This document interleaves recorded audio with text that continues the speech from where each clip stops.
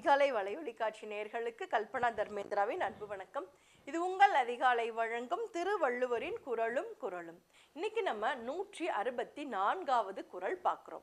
இந்த குறள், அழுக்காற்றின் அல்லவை செய்யார் இழுக்காற்றின் ஏதம் படுபாக்கு அறிந்து. அதாவது, ஒருவர் நல்ல விஷயங்களை மட்டுமே செய்யக்கூடியவராக, பிறர் மீது பொறாமை என்ற குணம் இல்லாதவராக இருக்க வேண்டும் அப்படின்னு இந்த எல்லா குறள்லையுமே திருவள்ளுவர் சொல்லிட்டு இருக்காரு. அப்ப என்ன பண்ணணுமா, இந்த பொறாமைப்பட்டால் அதனால் வரக்கூடிய தீமைகள் என்னென்ன அப்படின்றத அறிந்து யார் மீதும் பொறாமைப்படாமல் இருப்பவர்கள் தான் சிறந்தவர்கள்.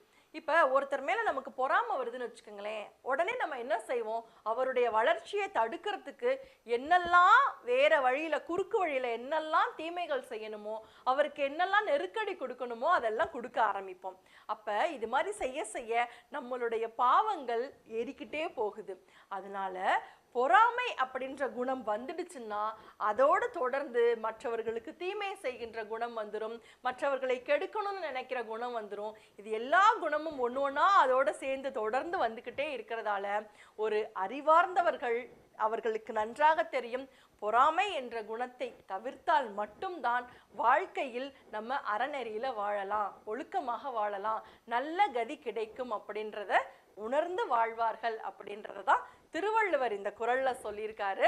அழுக்காற்றின் அல்லவை செய்யார் இழுக்காற்றின் ஏதம் படுபாக்கு அறிந்து அப்படின்னு.